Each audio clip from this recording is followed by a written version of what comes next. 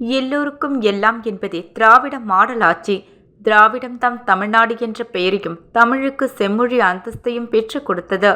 இன்றைய நவீன தமிழ்நாடு திராவிடத்தால் உருவானதுதான் என்று விழுப்புரம் அருகே வழுதாரெட்டியில் கடந்த 21 சமூக நீதி போராளிகளுக்கான மணிமண்டபம் கோவிந்தசுவாமியின் நினைவரங்க திறப்பு விழாவில் பேசிய முதல்வர் ஸ்டாலின் கூறியுள்ளார்.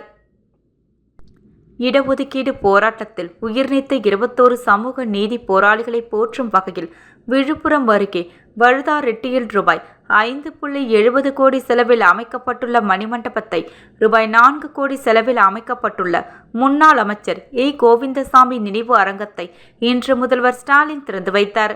பின்னர் பல்வேறு நலத்திட்ட உதவிகளை வழங்கி முதல்வர் ஸ்டாலின் பேசியதாவது: என் வாழ்நாள் முழுக்க எண்ணி பெருமைப்படும் வகையில் கோவிந்தசுவாமியின் நினைவு மண்டபம் திறந்து வைக்கும் நிகழ்வு அமைந்துள்ளது. 2019 விக்கிரவாண்டி இடைத்தேர்தலின் போது கொடுத்த வாக்குறுதி நிறைவேற்றப்பட்டுள்ளது. மாற்றார் கூட குறை சொல்ல முடியாதவர் கோவிந்தசாமி என்று பெரியார் தெரிவித்தார். 21 சமூக நீதி போராளிகள் 1987ஆம் ஆண்டு அதிமுக ஆட்சியில் சுட்டுக் கொல்லப்பட்டார்கள். அதன்பின் ஆட்சிக்கு வந்த திமுக மிகவும் பிற்படுத்தப்பட்டோர் வகுப்பை உருவாக்கி 20% இடஒதுக்கீடு வழங்கப்பட்டது. மேலும் உயிர் தியாகம் செய்த குடும்பத்தாருக்கு மாதந்தோறும் ரூபாய் 3000 வழங்கப்பட்டு வருகிறது. ராமசாமி படையாட்சிக்கு சென்னையில் சிலை அமைக்கப்பட்டது. வன்னியர் பொது சொத்து வாரியம் அமைத்தது திமுக ஆட்சியில்தான். தற்போது சமூக நீதி போராளிகளுக்கு மணிமண்டபம் அமைக்கப்பட்டுள்ளது.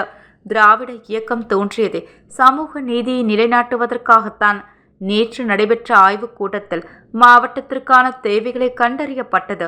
அதன்படி நந்தன் கால்வாய் ரூபாய் 3400 கோடி மதிப்பில் நிதி ஒதுக்கீடு, ரூபாய் 84 கோடியில் தலவானூர் தடுப்பணை, கணையில் ரூபாய் 35 கோடி மதிப்பில் கூட்டு குடிநீர் திட்டம், திருமாத்தூரில் ரூபாய் 4 கோடி மதிப்பில் திருமண மண்டபம், விழுப்புரம் பழைய நகராட்சி அலுவலகம் ரூபாய் 2 கோடி மதிப்பில் டவுன்ஹால் அமைக்கப்படும் என்பன உள்ளிட்ட திட்டங்களை அறிவிக்கிறேன். என்னை பொறுத்தவரை நம்பர் 1 முதல்வர் என்பதை விட நம்பர் 1 தமிழ்நாடு என்பது இலக்கு.